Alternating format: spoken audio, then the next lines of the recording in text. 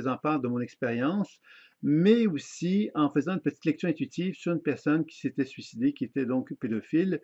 Et j'avais donc parlé donc d'une personne qui avait une conscience mémorielle où elle avait été immorale, puis elle avait un souhait ou un désir de pouvoir influencer l'humanité tout entière en manifestant donc cette volonté qu'elle avait de pouvoir se dire, bien, comme je suis morale, puis j'ai donc envie, moi, de préserver à quelque part ce désir que j'ai de pouvoir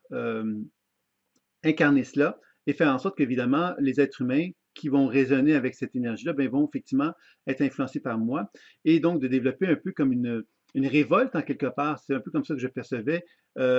sur justement cette espèce de regard des bien-pensants, c'est-à-dire de se dire, ben voilà, l'être humain quelque part se veut donc moral, mais moi, ce que je veux amener, c'est cette forme d'immoralité, puis je vais construire comme genre d'armée pour pouvoir amener le changement dans la conscience humaine. C'est un peu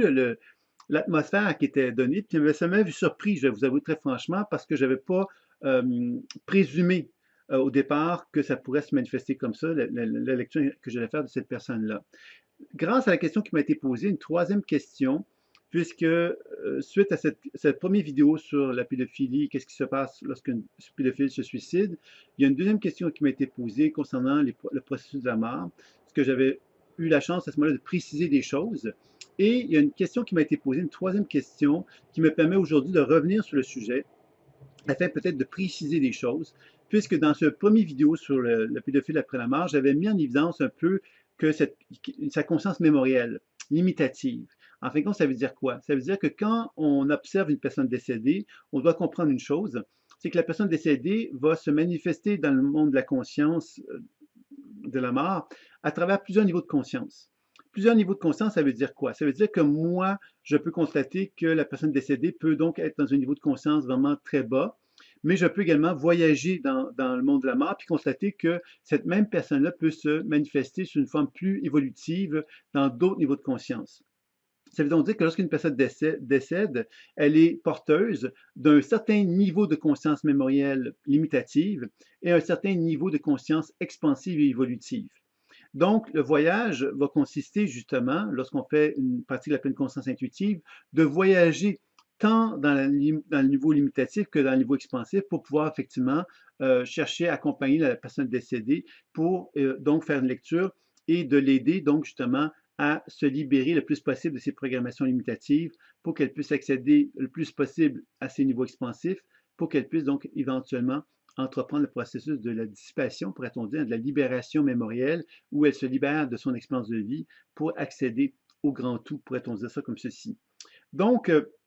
j'étais content qu'on me pose la question parce que ça me permet de revenir sur ce vidéo-là que j'avais fait sur la personne qui s'est suicidée, qui était pédophile, et de vous rappeler évidemment que ce que je vous ai parlé lors de cette vidéo-là, c'était surtout de la conscience limitative de cet individu-là qui s'était suicidé, puis que bien évidemment, il y avait d'autres niveaux de conscience plus expansifs que j'ai pris le temps de jeter un coup d'œil par la suite, où on peut effectivement constater qu'il y a donc aussi dans cette mémoire-là une expérience de culpabilité, une expérience en tout cas de libération, de rédemption, hein, de vouloir effectivement passer par un cheminement de culpabilité, de honte, de processus de libération qui va faire que cette personne-là, quelque part, va donc apprendre justement à mieux comprendre, mieux cerner la raison d'être de son comportement sur Terre, et puis donc effectivement d'arriver à une certaine forme de pardon. Alors, par contre, ce qui a fait que je n'en ai pas parlé tant que ça à ce moment-là, c'est que cette personne-là avait vraiment une conscience mémorielle limitative très forte et une conscience mémorielle expansive très faible. C'est-à-dire qu'il y avait vraiment un gros poids qui se localisait dans ce que j'ai décrit. C'est pourquoi que je n'avais pas mis l'emphase tant que ça sur l'aspect expansif, mais en même temps, j'étais content que la question me soit posée puisque ça me permettait de vous rappeler justement qu'il est très, très important, hein, de vraiment reconnaître justement la nature expansive et limitative,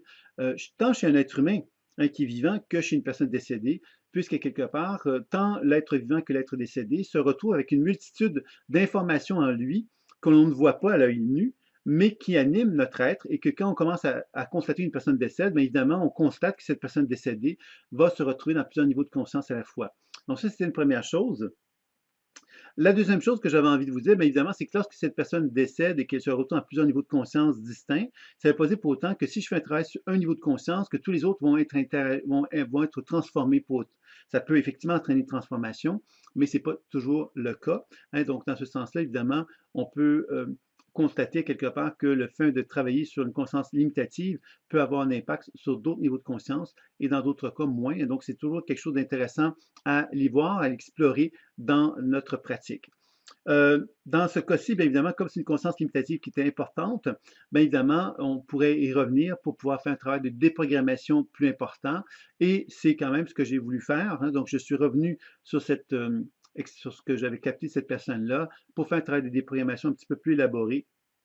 Et puis, évidemment, ce que je constatais, c'est que cette mémoire-là, quelque part, elle est, comme je disais tantôt, elle est très limitative, donc elle nécessite un travail un peu plus approfondi, un peu plus conséquent, je dirais, pour parvenir justement à la libérer, à la dégager de cette programmation-là. Donc, c'est un processus qui nécessitera encore plus de temps, en fait, pour faire un travail. Donc, pour mettre en évidence justement que la conscience limitative qui est vraiment limitée, bien évidemment, elle doit faire, il y a donc une expérience, je dirais, un genre de rythme, un genre de maturité pour que la conscience limitative puisse se libérer, se dégager de ses limitations. Et ça passe évidemment par la volonté de pouvoir aller au bout, quelque part, de la limitation pour qu'à un moment donné, il y ait une forme de souffrance qui en résulte et que cette souffrance-là entraîne à un moment donné l'incapacité de soutenir la souffrance, de ne plus être capable de vouloir la souffrance. Et c'est là, à ce moment-là, qu'un travail avec des guides spirituels qui ont une forme de volonté de conscience, d'élargissement de la conscience, peuvent s'effectuer. Parce que je dis les guides parce que la deuxième question qui m'a été posée par la même personne me disait, oui, mais est-ce que tu n'as pas l'impression que des guides médecins existent dans le monde de la mort puis qui pourraient faire un travail sur eux? Mais je dirais que oui et non. C'est-à-dire que oui, bien sûr qu'ils sont là, dans le sens que dans l'univers, on pourrait dire ça comme ceci, il y a une forme de conscience intelligente animée d'une volonté d'expansion et que cette conscience intelligente animée d'une volonté d'expansion de la conscience, ben, elle peut se manifester sous la forme de guide et que oui, bien sûr, qu'elle va avoir une action sur toute conscience qui a le souhait de faire un travail d'expansion. Donc, quelqu'un, une mémoire qui n'a pas cette volonté qui est trop fermée sur elle-même, ben, le guide aura peu d'impact habituellement sur ce genre de mémoire-là parce que quelque part, la loi de l'univers implique effectivement qu'il y a une forme de, on pourrait dire ça comme ceci, un genre de degré d'expansion, de volonté expansive, de volonté d'évoluer qui doit être présente pour qu'un guide, pour qu'une énergie évolutive puisse s'incarner, se manifester. Alors moi, par exemple, quand j'ai fait le travail sur cette conscience mémorielle limitative, ben à quelque part, je ne voyais pas, je voyais quelque part qu'il y avait beaucoup de résistance et beaucoup de difficultés pour arriver à amener donc une évolution à prendre forme. Donc,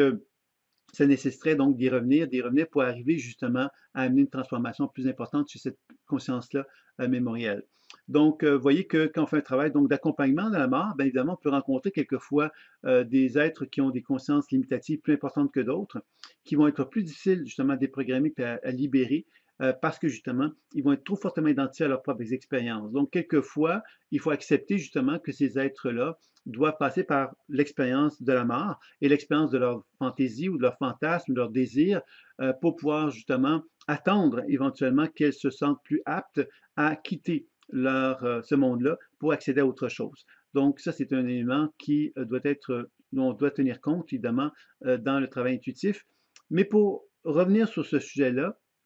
et peut-être pour le clore aussi, moi, dans ma pratique, je n'avais pas rencontré donc de gens qui ont des pathologies. Dans ce cas-ci, la personne avec laquelle je m'étais mis en contact est une personne qui a une forme qui a une pathologie de pédophilie et qui a donc aussi une personne qui a incarné le pouvoir sur Terre. Donc, elle a manifesté une certaine position de pouvoir, de force, de puissance. Donc, évidemment, ça lui a donné sans aucun doute une certaine forme de regard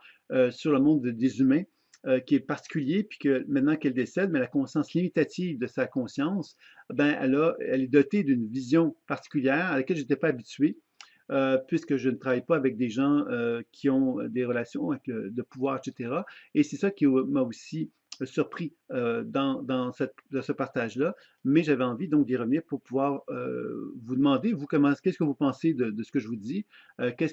Comment ça vous parle?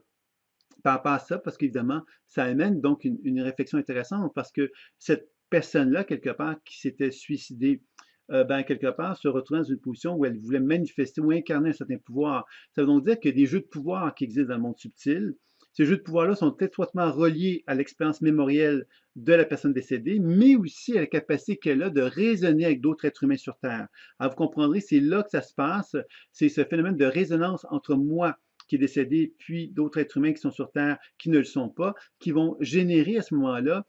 une volonté de la personne décédée à demeurer en contact avec le monde des vivants et de pouvoir continuer à préserver un certain pouvoir sur le monde des vivants à travers cette résonance dont je viens de parler. Alors, c'est un processus qui n'est pas sain, qui n'est pas harmonieux, qui n'est pas équilibré, mais qu'on retrouve énormément dans le processus de la mort, parce qu'évidemment, beaucoup d'êtres humains n'ont pas nécessairement une volonté, en tout cas quand il s'agit de la conscience mémorielle limitative, n'ont pas nécessairement le désir, le souhait de quitter ce monde des vivants-là, et ils vont trouver le moyen de se nourrir en quelque sorte des êtres humains à travers ces phénomènes de résonance qui vont faire qu'il y a des genres d'échanges énergétiques qui vont s'effectuer entre une personne humaine vivante sur Terre et une personne décédée, qui va donc générer quelque part à ce moment-là une forme de limitation. Alors vous allez me dire, mais c'est effrayant, mais il suffit simplement de réfléchir que chacun d'entre nous, nous sommes en relation et en résonance avec des mémoires, des consciences de mémoire limitative et expansive, et qu'on doit apprendre justement en tant qu'être humain à cheminer pour être capable de raisonner de plus en plus positivement vers des niveaux de conscience plus élevés, mais que c'est pas facile puisqu'on est constamment sollicité par nos sens, par des pulsions de tout ordre qui vont nous ramener vers des fréquences plus basses. Donc, c'est ça un peu le défi que l'on a, c'est d'apprendre justement à nourrir d'une façon de plus en plus importante des niveaux de conscience expansifs et de devenir de moins en moins sensible, de moins en moins possédé, en fin de compte, hein, par des consciences mémorielles limitatives qui stimulent nos sens et nos instincts animaux et primitifs que nous avons tous aussi. Donc, c'est ça un petit peu que j'avais envie de vous partager pour ce troisième vidéo sur le sujet. Évidemment, si vous avez des questions, des commentaires, des envies que j'ai un peu plus loin là-dessus, ben, n'hésitez pas. Sinon, bien évidemment, il y aura d'autres questions que vous pouvez me poser sans problème et ça me fera plaisir d'y répondre. Alors voilà, c'est un petit peu ce que j'avais envie de vous partager